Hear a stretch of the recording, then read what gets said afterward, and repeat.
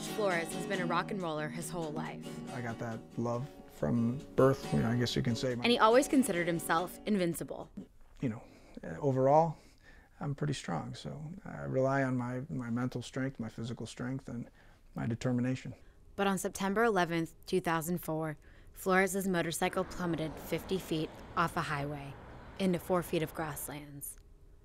The motorcycle hit him in the back, crushing his vertebrae and puncturing his lung. There's no seeing me, and being in 4 feet of grass and being paralyzed, there was no moving. So I sat there and waited it out, and the sun started coming up. And when the sun started coming up, dehydration and fatigue and just overall the reality of death was starting to set in. And I thought, for sure, I'm going to die. As Flores fought to stay alive, help finally arrived, in the form of two brothers collecting scrap metal by the side of the road. The little brother, younger brother, went looking through the grass, pushing away, the 4 feet of grass and the swamp grass, and found me lying there and basically, dying. And the guy asked me, he said, "You okay?" And all I can get was one last word out, "No." Flores woke up in the hospital 2 weeks later. Now paralyzed from the chest down, he was still unable to comprehend what had happened. It's kind of hard to come across anything or any thoughts at that point. A musician and former harp technician, he soon realized he would have to learn how to live his life in a different body. I did. I learned to live with it. And, that was a long and daunting process, but here I am. After 3 surgeries to control his bodily functions and numerous infections, Flores lay bedridden for more than 2 years, until one day, something in his head just clicked.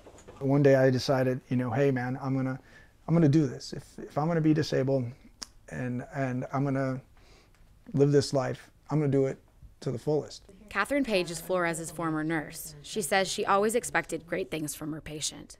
Well, when I started seeing him, he had been 2 years after his accident, and he was still real sick. He was in bed a lot, never feeling really good enough to go out or anything. But he always, in the back of his mind, had that he was going to be going back to work. Flores is one of the country's leading harp technicians, and as a result of his accident, the only paralyzed harp technician in the world. It was a love for music and working with my hands, and the instrument played a huge role because it was a goal. That goal is to get back into what he loves, fixing harps. But harps weren't always Flores' life. He says he came upon them when he was just a rock and roller looking for a day job. I stumbled across an article that asked for a person with some mechanical skills, some woodworking skills, some machining skills, and music skills, which I thought was a very odd combination. And what I did is I went and applied. Flores was good at what he did and soon learned his trade. But as a rocker in the harp world, acceptance was something Flores had to earn. Now that I've had my accident and now I'm in a wheelchair with a spinal cord injury, again, I'm faced with that challenge of acceptance. Whereas when I was doing the harps and I was being professional, the whole world accepted me for who I was. Now I'm in a wheelchair, things are a little different. But fellow harp technician Kurt Berg hopes things don't change for Flores and his customers.